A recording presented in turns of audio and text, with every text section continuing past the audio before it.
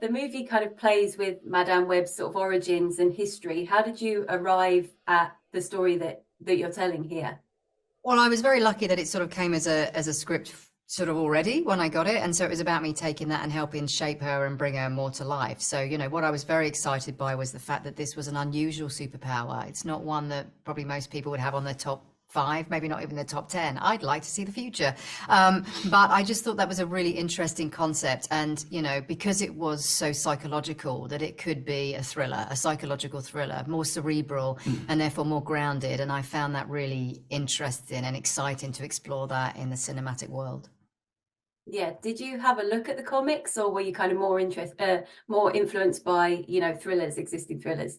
I think both. I mean, the comic books are, they are the Bible of all Marvel, really. And, so to go back to those and have that and really sort of see who her character is and who it becomes is really interesting, because it gave us clairvoyance. We see where she becomes. Yes. So how do we find a way to get there? So that was the gift, really. It was almost the clairvoyance of the comics enabled us to realize her origin. I know a lot of people were sort of saying it's a bit Final Destination-y when they saw the trailer, which I was intrigued by as a fan of those series. Yeah, listen, I'll take that. It's a thriller, and you mentioned the blood earlier. It was exciting to be able to have those sort of thriller/horror moments in it, because if you do see really scary things in the future, it's like a nightmare in a way, and you wake up from them, or if they're hitting you in the most random moments, like on a train, or when you're sort of a paramedic trying to save somebody's life and these things come hurtling at you, it's like, how would you deal with that, and how would you react to it? And also when everybody else around you is looking at you thinking you're going crazy. Yeah, I was going to ask this next, but I suppose it kind of ties into another question I was going to ask about how those scenes felt quite disorientating. And it's interesting because it fits into the tone of the film. This isn't your sort of first Marvel rodeo. What did you learn on Jessica Jones that you kind of brought forward to this? Well, Jessica Jones really was my sort of first introduction to comics, really, and I just, again, but it came from the character, which it did with Cassie. It came completely from the character, and obviously Jessica was a superhero. She had strength, and she could jump really high, and Madam Web didn't have that. So it sort of made it even more challenging, because you had such a narrow lane with which to go in. But then therefore I thought, well, these cinematic opportunities are huge, because how can I show this psychologically?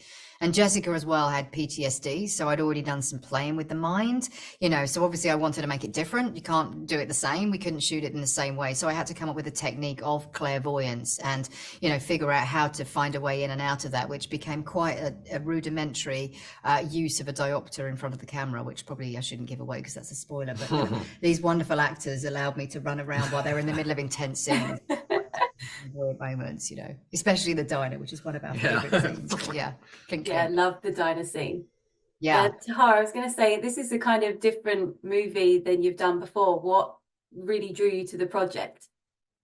I mean, the whole universe, the Marvel universe, the fact of playing a superhero, and I mean, when I'm back to France or whatever, it's not our mythology, so you don't get those type of offers quite often. And when it happens in this industry, you're interested, happy, excited.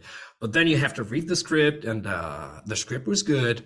The story was great, the character as well, and meet the director, with whom I had a beautiful relationship and great conversations. And I needed those three elements to be, to be here. And everything was there, so all I had to do now was to work and jump in, and I loved it.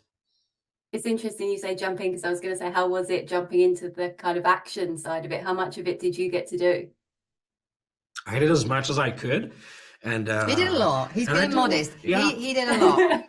He was in those wires. He was flung against the wall. He did some, leaping around. You definitely did a lot. It's true. Barefoot. You did. Barefoot. Yeah. Yeah, barefoot in a suit. Like you were rocking the suit, but the feet were free. Exactly. I was going to ask about the Spider-Man link as well, because you obviously have Uncle Ben in there and Mary, and you have the baby born, but you very consciously kind of don't say that it's Peter, even though we obviously we figure it out. How did you get the balance of sort of teasing that side of things, but not wanting to overshadow what was happening on screen? It was important to me to make a story about Madame Web, you know, and her character, and you know, with reverence to the fact that she was born in the Amazing Spider-Man comics, you know. So I think, you know, she comes from that world, but she is her own character, and that's what I think was really exciting, was to explore the world of her and give her a voice, and give those other Spider Women and Ezekiel a voice within this world. And SJ, I wanted to ask you about the music, because 12-year-old me never thought she'd hear a Mystique song in a superhero film. I absolutely loved it. How did you pick those songs? Did you just kind of go back to 2003 and look at what came out, or? Well, some of them were Toxic was in the original script, so you know that sort of set the foundations for where we were going to go. And Mystique was actually a suggestion by Claire Parker, who's one of our writers and exec producers. So she sort of suggested that, and it worked really well. But you know, it's so fun to get some of that music back in it, right? You know, for me, apparently I'm vintage now that I remember the noughties, but you know, that was my time. And I came back and I was just putting on those songs that I hadn't listened to in ages, and I was like, man, I forgot how good that song was.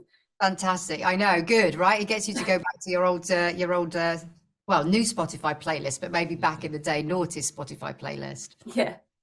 Unfortunately, that's all I've got time for, but thank you for speaking with me today. Oh, thank you so you. much. Nice to meet Congrats you. on the film. Thank Yeah, nice you. to meet you too.